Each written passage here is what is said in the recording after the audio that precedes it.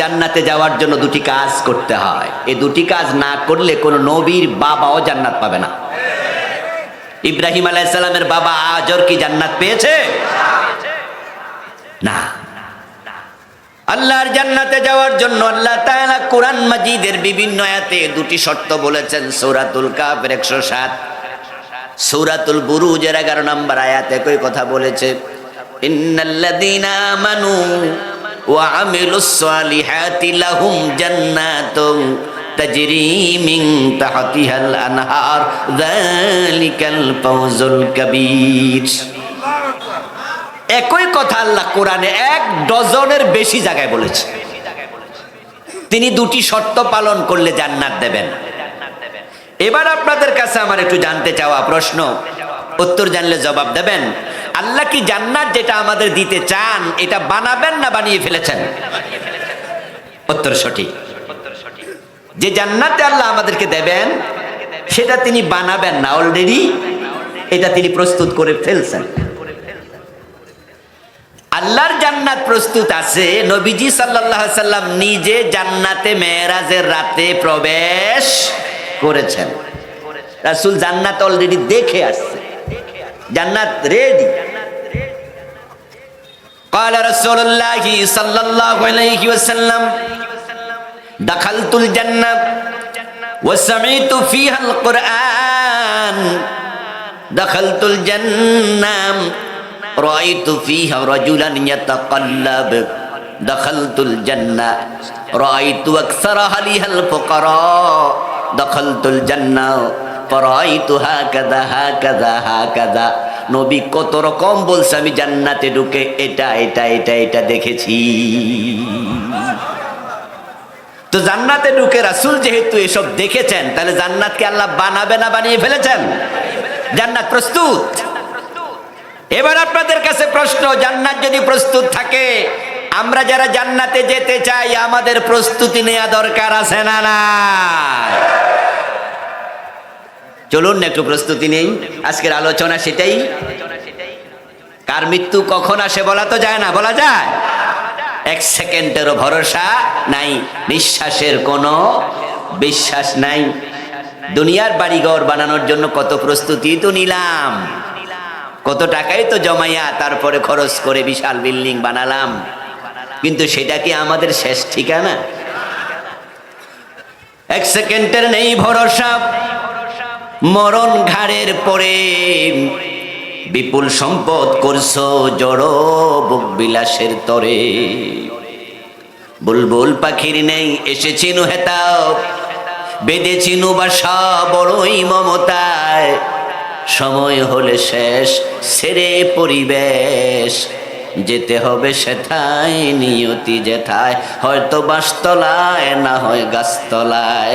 এমন কবরে চলে যাব যেখানে বিছানা চাদরটাও নেই। এসি বাড়ি এসি গাড়ি সব থেকে যাবে। এই যে আমরা এখন এখানে আছি, যদি এখানে মরে যাই, লাশটা খাটিয়া চড়াইয়া বাসা পর্যন্ত নেবে, কিন্তু ঘরের ভিতরে হয়তো আর ঢুকাবে না, বারান্দায় রেখে দেবে অথবা উঠানে সুন্দর করে কাপড় দিয়ে ঢেকে অন্যরা পাহারা দেবে। তোমার ঘরে ঢোকার সুযোগ আর নাই। এজন্য তোমার দুনিয়ার প্রস্তুতি অনেক, আল্লাহর জান্নাতের প্রস্তুতি কতটুকু আত্মসমালোচনা করো।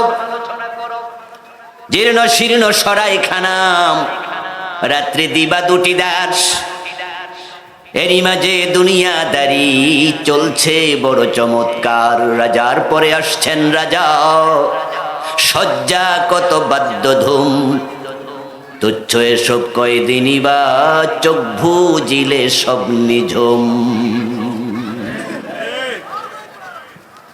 কবর আমাদের আসল ঠিকানা, এটাই শেষ ঠিকানা। কবর কারোর জন্য জান্নাত, কবর কারোর জন্য জাহান্নাম। এটা কিন্তু আপনার কাছে আমার কাছে মনে হয় মাটির একটা গর্ত, এটা মাটির গর্ত নয়। এটা কারোর জন্য জান্নাত, কারোর জন্য জাহান্নাম, কারোর জন্য হুফরাতুম মিন হুফারিন নিরান, কারোর জন্য রাউদাতুম মিন রিয়াজিল জান্নাহ।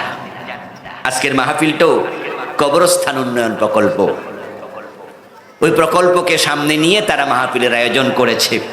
এই মাহফিল আমাদেরকে বারবার কবরের কথা মনে করাইয়া দিচ্ছে। কোন দিন কার ডাক এসে যায় আমরা কেউ জানি না। যেহেতু আল্লাহ জান্নাত বানাইছে, আমরা প্রস্তুতি নিয়ে জান্নাতে যেতে হবে। আল্লাহর দেয়ার শর্ত যদি পূর্ণ না করেন তাহলে আল্লাহ জান্নাত দেবেন না। আল্লাহ এমন মহান এক সত্তা, যিনি কথার কোনো হেরফের করেন না। জান্নাতে যাওয়ার শর্ত দুটি। কয়টা? প্রিয় ভাইয়ের আমার সাথে কথা বলতে হয়, কথা বলুন। কয়টা? আল্লাহ চাইলে কি 10টা শর্ত দিতে পারতেন না? 20টা, আরো বেশি? কিন্তু তিনি শর্ত দিয়েছেন মাত্র কয়টা? 2টা। খুব বেশি নাকি একটু কম? কমই, আসলেও কম, মাত্র 2টি। আসলে জান্নাতে যাওয়া সহজ। এজন্য নবীজি সাল্লাল্লাহু আলাইহি ওয়াসাল্লাম বলেছেন ইয়াসসিরু ওয়ালা তুয়াসসিরু বাশশিরু ওয়ালা তুনাফিরু। দুনিয়ার আলেমেরা, খতিবেরা, বক্তারা, তোমরা জান্নাত ইসলাম মানুষের কাজে সহজ করে দাও। ইয়াসসিরু ওয়ালা তুয়াসসিরু, ইসলামকে কঠিন বানায়ো না, ইসলামকে সহজভাবে উপস্থাপন করো। নবীজি একবার হাতের মাঝে একটি কাঠি নিয়ে তিনি জমিনে কিছু আঁকাআঁকি করলেন। অনেকগুলো আঁকা বাঁকা আঁক দিলেন এরকম। তারপর মাঝখানে একটা স্ট্রেট সোজা একটা আঁক দিলেন। উপস্থিত সাহাবাদেরকে প্রশ্ন করলেন, হে আমার সাহাবারা, এই যে আমি জমিনে অনেকগুলো আঁক দিয়েছি, তোমরা কি বুঝো আমি কি করেছি?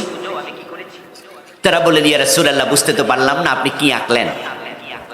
রাসূলুল্লাহ সাল্লাল্লাহু আলাইহি ওয়াসাল্লাম তখন বললেন যে আঁকা বাঁকা যতগুলো আঁক সবগুলো জাহান্নামে যাওয়ার রাস্তা, আর মাঝখানে সোজা যে আঁক দেখো এটা আল্লাহর জান্নাতের রাস্তা। এই হাদিস থেকে যা বুঝলেন জবাব দেন। জান্নাতে যাওয়ার রাস্তা কয়টা? বলেন সবাই, কয়টা? সোজা না বাঁকা? তো জান্নাতে আপনি যেতে না পারলে আল্লাহর কি দোষ? রাস্তা তো একটা এবং সেটা সোজা। প্রবলেমটা হলো আমরা জান্নাতের রাস্তা চিনতে ভুল করছি। আর মনে রাখবেন, রাস্তা চিনতে ভুল করলে গাড়ি যত জোরে চালান তাহলে পথ কিন্তু আরো দূরে হয়ে যাবে। আপনি রওনা দিছেন, যাবেন এখান থেকে বগুড়া, কিন্তু আপনি যদি উল্টা দিনাজপুরের রোডে চলতে থাকেন তাহলে গাড়ি যত জোরে চালাবেন বগুড়ার দূরত্ব কি কমবে না বাড়বে? কথা কি বুঝতেছেন আমার? যাবেন আপনি যেখানে পথ না চিনে গাড়ি জোরে চালায় তো ব্যাক করার মতো কাজ করলেন, দূরত্ব তো আর বাড়াই দিলেন। এই জন্য কেউ যদি ভুল ট্রেনে ওঠে তাহলে সে যদি নামতে দেরি করে তাহলে পথ কি কমে না আরো বাড়ে? কি করা উচিত? পরের স্টেশনে নেমে যাওয়া উচিত। যখন সে ভুল ট্রেনে উঠেছে তার উচিত হচ্ছে যখন বুঝবে তখন আর দেরি নাই, কারণ সে দেরি করলে ট্রেন আরো চলে যাবে। বাংলাদেশ অধিকাংশ লোক জান্নাতের রাস্তা চিনতে ভুল করছে। তারা আল্লাহর জান্নাতের রাস্তা চেনার জন্য কোরআনের কাছে যায় না, তারা বিভিন্ন দরবারে দৌড়াচ্ছে। অথচ হেদায়েতের কিতাবের নাম কি? কোরআন। যালিকাল কিতাবু লা রাইবা ফীহি হুদাল লিল মুত্তাকিন।